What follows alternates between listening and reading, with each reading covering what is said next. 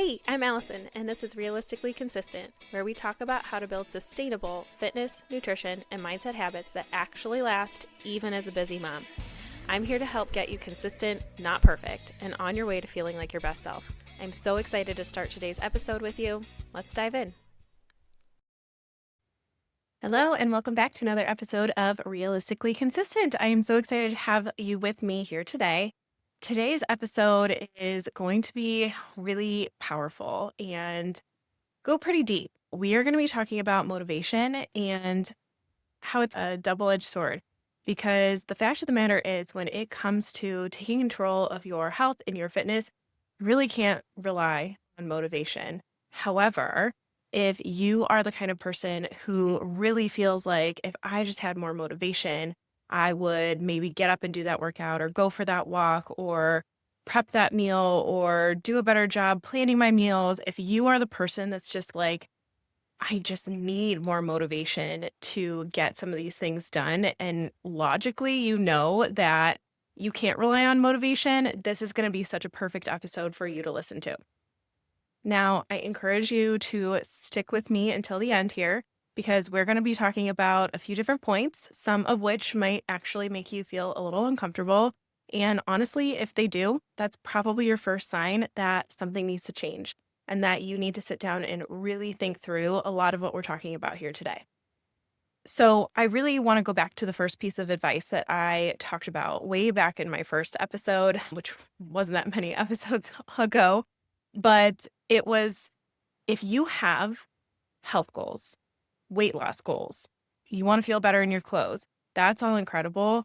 However, my very first piece of advice to you that I still stand so strong on is you cannot build habits, routines, get healthy for weight loss.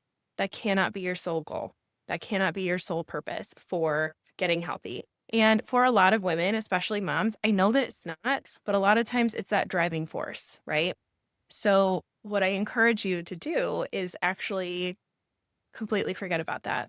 I want you to forget about your goals of losing weight, forget about feeling better in your clothes, forget about all of that stuff, and focus on what we're going to talk about today. Today, we are going to be doing a really deep dive into the why. Now, before you close out of this podcast and say, oh my gosh, I don't need another why lecture, I don't want to talk about that, I want real actionable steps. Yes, we're going to get to some real actionable steps. But again, this is going to be the catalyst. This has to be your foundation, your base for every single action that you do moving forward. And for the most part, I think that if you are a mom and you are listening to this, your catalyst, your why is your kids. Because yes, we deserve to do these things for us, for you. You deserve to get healthy for you. You deserve to feel better, to have more energy, to feel more joy, to have more brain clarity. You deserve to have all of those things. And again, on a very logical, realistic level, you know that if I would just go work out, I would feel better. You know that if you would just eat healthier or maybe take control of the types of foods that you're eating or whatever it may be, you know, if you do those things that you will feel better, right? But here's the thing, that's not enough. It hasn't been enough. You already know that. You've probably even experienced going and doing a workout and feeling so much better afterwards and thinking, gosh, why can't I just keep doing that? I know that it makes me feel good. Why is it so hard for me to go and do that workout or get out for that walk or choose a healthier meal or plan or whatever it might be? You've probably sat there and thought that a million times. And the reason is because you do not have a strong enough why established and on repeat in the back of your mind at all times. So while you deserve to take control of these things for you, right now, that's not a strong enough catalyst for you. But do you know what is a strong enough catalyst? Our kids. We would do anything for our kids. In fact, I've seen reels several times of, we'd always say, like, I would die for my kids. But would you live for them? Would you really live? Would you take control of your health and get healthy for them so that you are not just around for as long as you possibly can be, but you're present and you can do what they want to do with you and you can run around with them and have more patience with them and do all of those things. So the question is, yeah, you die for them, you do anything for them. Would you take control of your health for them? Can they be a strong enough why for you to really take control and start taking steps in the right direction consistently and permanently? So, what we're going to talk about today, I hope is going to put things in maybe a new perspective for you and help with that quote motivation piece that leads you into that consistent piece. So that even if you have weight loss goals or you want to just feel better in your clothes, you can trust that those things will come. But we are going to put those goals on the back burner here because we want our focus to just be, how can I show up for myself so I can show up for my kids? Because let's be honest, you've had these goals forever and you probably started and then stopped a million times. And you're in this vicious cycle of trying new workouts and trying new diets and trying to eat better and falling off the wagon and then beating yourself up because you fall off the wagon because your goals center around the weight loss. That's why I want you to just ditch them. I want you to really take some time today to think about a bigger picture and not just think about it, but truly visualize it. My personal bigger picture, when I hit that really low moment that I talk about in my first episode, I always go back to who I visualize myself as being as a mom. I visualize myself being full of energy, full of light, wanting to do all these things with them, getting up and down off the floor, picking them up with ease, playing with them on the playground, having patience, or the version of myself that I was becoming back in that day, which was, oh my gosh, now when I zoom out and look at my life, I am snapping at my kids all the time. I barely have any energy. I don't want to be present with my husband. I just want everyone to leave me alone. I am overstimulated and overtouched out. I just can't handle it. And so when I zoomed out and I thought about those two versions of myself, I mean, it's obvious what version we'd rather be. And I was really fortunate in that moment to recognize that the only way that this version of me, who is full of energy and present with my kids and has more patience, all those things, the only way that that version of me was going to come forward was going to be if I started doing something for myself. Nobody else can take control of how I treat my kids, right? But me. So the bottom line is it had to start with me. It has to start with you. If you do not like the way that things are running, the way that you are reacting to your kids or showing up or any of those things, it has to start with you. And a lot of times the weight can be something that is directly impacting our ability to show up with our kids. Even when I was pregnant and 30 pounds heavier, it's a heck of a lot harder to get up and down off the floor. I don't want to go and run around with my kids. I am exhausted way easier.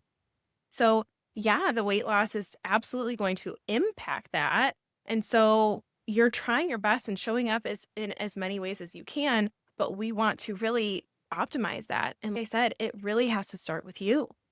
And so now I zoom out even further. As my kids have continued to get older and be way more observant of the way that I do take care of myself, they see me working out. They come downstairs, waking up early, and I'm already downstairs doing my workout. And we talk about the kinds of foods that they're eating. And it's really gotten me to reflect, especially as they're asking questions of, why are you doing that? You sound like you're in pain. Like, are you okay? And it's just, I'm grunting from lifting heavy weights. And we talk about how we do things, even though they're hard, because they help us grow and become better humans. We talk about why we're fueling our bodies the way that we do.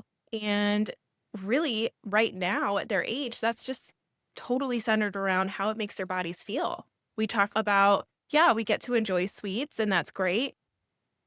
But how does your body feel after you eat sweets versus how does your body feel after you eat like a dinner with salmon and broccoli and rice and things like, so we just really dive deep into that.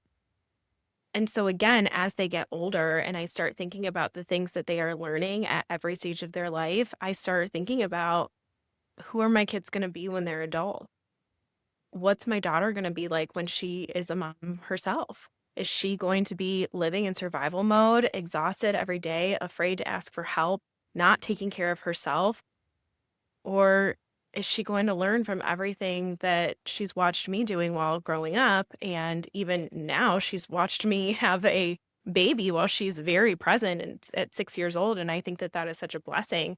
And is she going to be able to take that into her own life and be like, you know what? I know how to ask for help. I know how to take care of myself. I know how to fuel my body during pregnancy, after pregnancy, so that I can be out of survival mode and enjoying my baby the best that I possibly can and have energy and all of those things. That's the version that I want my daughter to just naturally fall into. And even with my sons, I want them to be that supportive father that they've watched my husband be. He steps in and doesn't even ask if he has to, come grab the baby or wake up with me at night or do any of those things. I want them to say, "Let me, make you breakfast. Let me take care of XYZ for their wives when they become mothers," because they are just watching that happen in our home. Because the thing is that yes, kids listen to the things that we say most of the time, but more than that, they are going to take in everything that we are doing,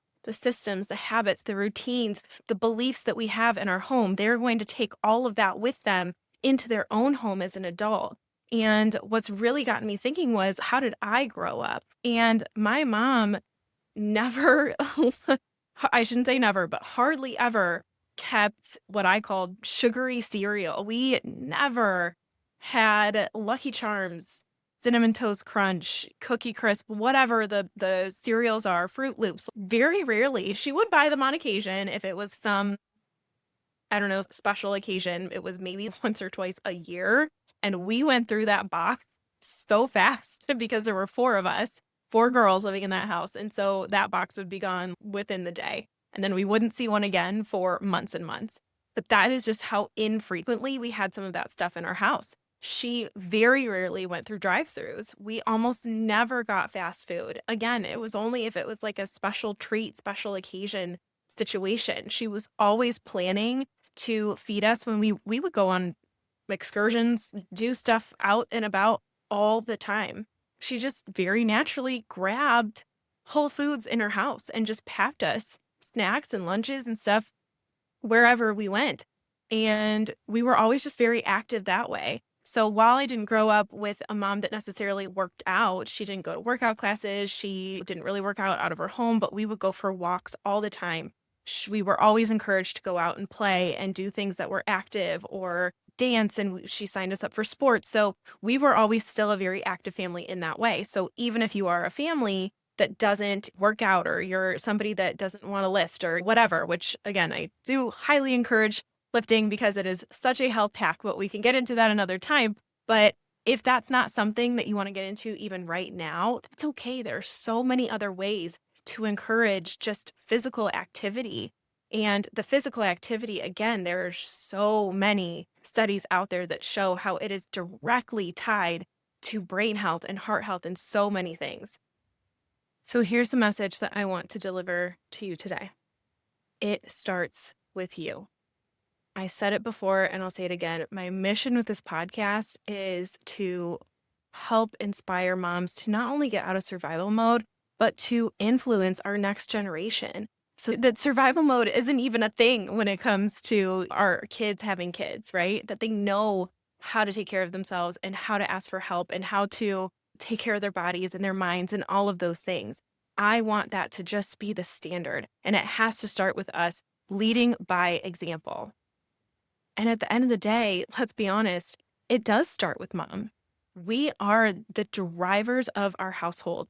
And yes, I am absolutely a team with my husband. And I know so many other moms and families and friends that you're a team with your husband and you make decisions together and you move together. And yeah, absolutely.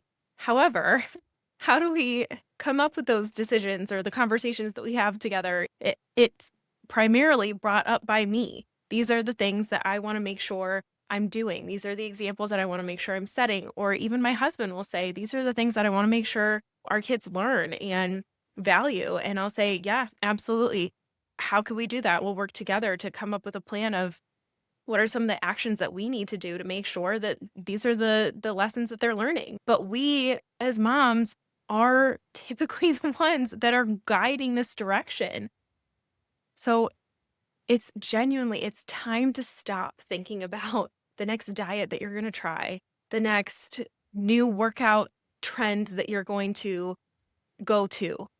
And it's time to start focusing all of that energy that you are expending, because yes, thoughts are literally using up energy in our day. That's the same energy that we're using to go for a walk is the same energy that we are using when we are utilizing our brains and thinking and having thoughts. It's time to stop wasting that energy on what am I going to do next and stressing about the things that you aren't doing, and start focusing that energy and that thought on, okay, all it is just the next right choice. And we're just going to slowly start making swaps, making small changes so that we can start living and setting by example that healthy lifestyle. You're looking for thoughts and ideas on where to start, how to start small, that's what I talk about in episodes 2, 3, 4. There's so many different examples in there, so I encourage you to go back and listen to those if you haven't already. And just understand that it's going to make you feel uncomfortable. Making some of these changes might be hard. Maybe your family is very set in their ways of when we come home from school, we eat chips and drink pop or whatever. Maybe you're accustomed to every morning for breakfast, your kids have Fruit Loops. Again, not ideal setting them up to go to school. And the first thing that they put in their body is more sugar than they should have for the even a whole day. How can we make those changes? Because our kids are going to want to fight back. If it were up to my daughter, she would eat candy all day, every day. Like, this girl has a candy obsession. But again, through conversations about how she feels when she eats too much candy, she's not running around sneaking candy all the time. She thinks about it, but she knows that she would feel pretty crummy. And this is, again, all conversations that we built. And I still have pushback because my kids would love to eat junk cereal every day for breakfast. And sometimes I have that battle of, oh my gosh, I don't want XYZ that I'm serving them. And I say, I'm sorry, I want you to have energy today. This is what it is. So either you go to school hungry or you eat what's in front of you. And we just set very hard and clear boundaries. And that's what it's going to take. And we'll get to that a little bit more in today's episode about the boundaries and the consistency and how that's so important. Because here's the thing, at the end of the day, as much as it can feel otherwise because they can be pretty bossy, we are in charge, okay? We are in charge. We need to take charge. And we cannot let our kids' emotions or how they're going to react to things dictate what we do, and letting certain things slide when really we are trying to just do what is best for them. So yes, you might get pushback, you might get fights, you might get things, but that is an uncomfortable period of time that we're going to want to work through and push through, because the other end of that is going to be worth it. You're going to show them and they will one day understand, and one day thank you for having that fight, for setting that boundary, for making these decisions. Because one day when they are an adult and they don't even have to think twice about what they start their morning with because they know what makes them feel good, they're going to look back and say and think, maybe consciously, maybe subconsciously, I'm so grateful that my mom did that. So I hear you. You want to make every excuse because it's going to be hard. But again, we prioritize the things that are important enough to us. So if this is important enough to you, setting up a life for you and your family and the adult version of your kid when you can, and taking control of that and zooming out and looking at that bigger picture, is that important enough for your why, so that every single time you think, oh my gosh, I don't want to have this battle, you can literally visualize the bigger picture in your head and say, okay, I don't want to do this, but it will be worth it. There will be another side to this, because truly everything is figure outable. There is a solution for everything. And honestly, we live in a day and age where there is this magical chat GPT that is truly so shockingly insightful, if you are not using this free tool yet, I mean, you can go and ask it, how can I best handle a situation? This is how I believe my kids are going to react. What are some things that I can say? And I am not kidding you. It is going to give you some really well thought out answers and scenarios that you can probably think through. So use the tools that we now all have available at our fingertips to help you. And genuinely, like when I say go back to your why, you can truly make this as important as life and death. Because when we think about it, it really kind of is. I have talked with so many different clients, or even women who are considering being a client of mine. And what led them to me was a scary doctor's visit where their numbers didn't come back well. And the doctor was saying, you need to really start looking into how to eat healthier or move your body or do XYZ. And maybe you've had one of those scares already, and that's why you're listening to this episode. Or maybe you're fearful of going to the doctor for what he or she's going to say. Or, maybe you just want to prevent that from happening at all. And maybe you don't want your kids to be in the same scenario in their 30s and 40s and worried about going to the doctor to get the same results. We don't want to create all of these unhealthy habits that potentially cause really serious health risks in the future. And you cannot use the excuse that it's too late either. Maybe your kids are grown and out of the house. I have also had several clients who have been empty nesters and their kids gone in college and come to me saying, I want to start prioritizing my health. They start making some very small changes and talking with their kids about it. And they will come back to me just not a couple weeks later and say, oh my gosh, my son started going to the gym. My daughter was telling me about all of these new food swaps that she's making. You can still make an impact no matter what stage of life you are in, no matter what stage of life your kids are in. You, as a mom, can still make that impact. And that's why I keep saying it starts with you. We have to be willing to find this why and find this drive inside of us so that when the motivation fails, we go back to this why and we use that to drive our decisions. And again, I have to go back to my own childhood because of how easily I was able to integrate so many of these things when I became a mom myself.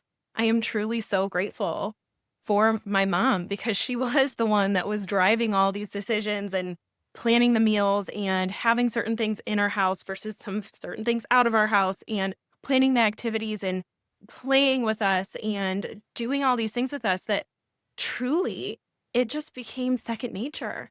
I just adopted so many of the things that she did as a mom into my own life and tweaked a few things and thought, you know what, knowing what I know now, I'm going to do this, and this for my kids too, to make it even easier. And isn't that the goal, is that every single generation can just keep improving and keep living better, healthier, sane lives, right? And again, I am just so grateful because all of that just melded directly into my life. And it wasn't even a second thought of, how do I do this? How do I pack my kids' lunches? How do I, engage with them? How do I get them more active? That was never even a question for me. I just grew up experiencing it.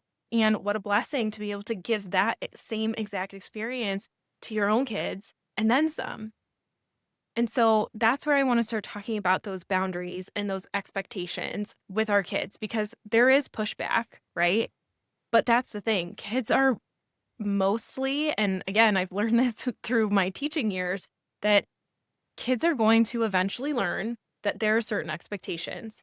And once they learn that there are expectations and that those lines are really strong, that's when they stop testing the boundaries. It's when there's really loose boundaries and loose lines and loose rules, that's where they start pushing back because they think, okay, well, if I could get away with this, maybe I could get away with this. And if this isn't super clear, then maybe I'll ask for a little bit more. And we've all heard the saying, you give a kid an inch and they're going to take a mile, right? Well, that could not be more true. And I find it in my own life because, again, I say all of this and I am not perfect, not by a long shot. There are so many things where I do start getting lax and I do start giving my kids more. And almost every single time that I start loosening up the boundaries, they start pushing further and further and further and further. And they're not going to stop pushing until I draw another really hard line.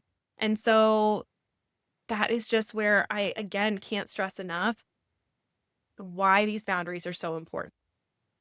So, a couple of examples have been I get the I'm hungry from my kids 20 times a day. And a lot of the times it's because they just want to have that piece of chocolate, that candy, the crackers, the whatever, and they have a taste for it. And I've been trying to teach them, listen, if there's something specific that you want, ask for it. Maybe it'll be a yes, maybe it'll be a no. But if you're hungry and you're genuinely hungry, there's not a lot that you won't eat unless you genuinely don't like it. But if you're actually hungry, you'll eat that apple, you'll eat the banana, the cucumbers, the carrots, the whatever that I'm offering you. And if you don't want one of those things, then I think you're going to be okay. That's where we have to stop serving just the mac and cheese, chicken nuggets, pizza every single day. That's destroying their gut microbiome as they grow up. And again, I give all of those things to my kids. Believe me, I do. But it's not on a daily basis. I want to make sure that they have a balance and I want to make sure that they understand why they eat in the balanced way that they do. And it's just become the expectation. Do I get pushback sometimes? Absolutely. Do I get a absolute temper tantrum, slamming doors, slamming feet? Sometimes. But that's where, again, through taking care of myself, I am able to have patience with that and take a deep breath and understand where they're coming from and hold my ground and say, it just is what it is. These are your options. You can take them or leave them and go do something else. Another example is my daughter got really, really into watching YouTube and just watching really silly stuff that it just made me feel uncomfortable with the messages that some of these things were sending. And finally, I was like, you know what? We're going to stop this. And she would throw the biggest temper tantrum if I would try and take this away. And that in itself tells me that she is addicted on an unhealthy level and that I need to do something to control the situation because she's not going to do it because she's 6.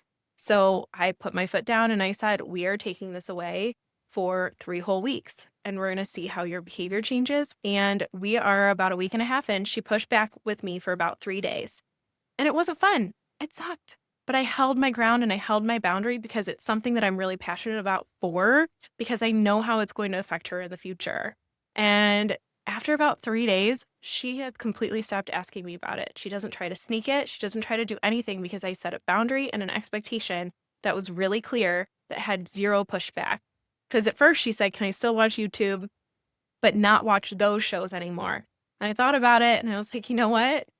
I can't, as much as that makes sense to me, that's blurring a line and she's going to push and mistakes will be made and more frustrations will be had. So I can't blur that line. We just have to put a clear shutdown on it. And that has been what has worked best for me and my family. And again, take all of these things that I tell you and just make it work for your own family. But I want to give you real life examples because I just think it helps make it more relatable and realistic and easier for you to incorporate in your own life. And some of the last pieces are too, kids thrive on consistency. And that goes with that hard boundary. And I think you could really relate that consistency with your own health and fitness goals of setting those boundaries and not crossing boundaries yourself and keeping promises to yourself, because that's where the consistency lies. It's the same thing with our kids. We have to be consistent. If I'm trying to set a new bedtime for you, I have to be consistent with that every day. I can't say, oh, I want you to start going to bed at 7, but put them to bed at 7 one night, 8 the next, 7:30, 9, 10. I can't do that. That's completely inconsistent, and that's going to throw them off. It's the same thing with kids. We have to hold that boundary, and we have to be consistent until the new habit is formed. Sometimes it takes a week. Sometimes it takes a year until that routine and that new habit feels completely natural. But what's important is if it's important enough to you, staying consistent with that goal.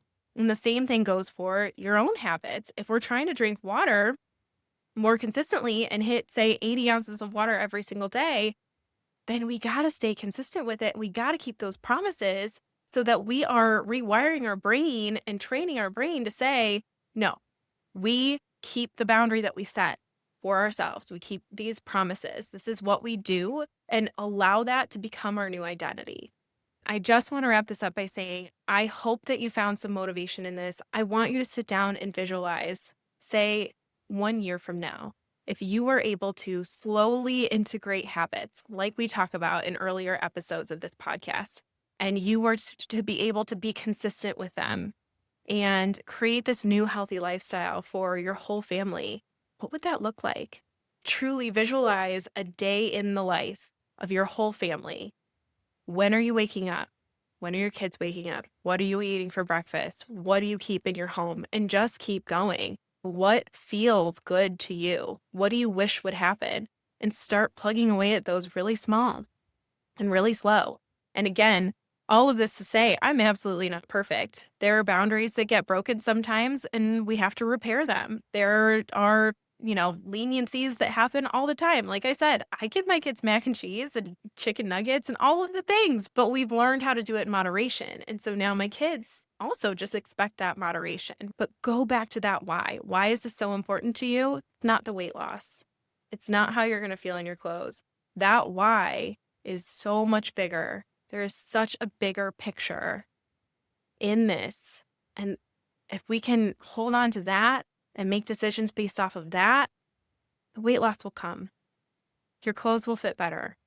But we want to hold on to that why first. And remember, it's not some big decision that we're making. You can start this today. You can start this right now, immediately, because it's not in a new diet that you're starting or a big change that you're making. It's simply in the day-to-day hundreds of decisions that add up throughout each day, just trying to be a little bit better than you were before, making a little bit better of a decision than you might have the last time. That's all it is. It's just making better decisions slowly but surely, adding things in, walking over Netflix, salad over pizza, small little decisions that will add up to big results over time. And remember, something is always better than nothing. Start small so you can stay consistent. So today, I really encourage you to reflect on the areas of your life where if you sit down and think to yourself, if my kids did XYZ, ate XYZ, treated themselves like this, talked to themselves like this, would I be proud of them? Or would I feel like I failed? And any areas that you think that they might bring into their life, change those first. So I want you to go into 2026 with a totally different mindset on your goals. And hopefully all this has made sense and has inspired you to create some different goals, some different changes, and to really establish that why. And if this has helped you in any way, you know another mom that could benefit from this message as well. And if you're looking for more guidance, if you're looking for what healthy eating really looks like, right now you feel like you eat healthy, but you're not seeing results, or you're not sure what this looks like in your family, or you need more guidance on how to build in this routine, or what workouts to do because you do want to start lifting weights, I am opening up 2 more spots for this year at this year's price in my coaching program 2025. Go to my website, AllisonHaleyFitness.com, and apply for one of those spots so that we can get a very personalized, very focused plan for you and your family so that you can start truly feeling better and start January already feeling ahead of the game. I really would love to ask for you to leave a review, leave a rating, share this with a friend. It goes a really long way so that I can keep getting different messages out to you. Thank you again so much for joining me today. Bye. Thank you so much for listening to Realistically Consistent. If today's episode helped you, please hit subscribe and leave a quick rating as it helps more moms find the show. You can visit AllisonHaleyFitness.com for more tools, tips, and ways to stay connected. And just as a quick reminder, I'm here to share general information and encouragement, but this podcast isn't meant to replace professional medical or health advice. Everyone's circumstances are different, so be sure to check in with your trusted healthcare provider before making any big changes. Thanks again for being here, and until next time, keep showing up for yourself one realistic step at a time.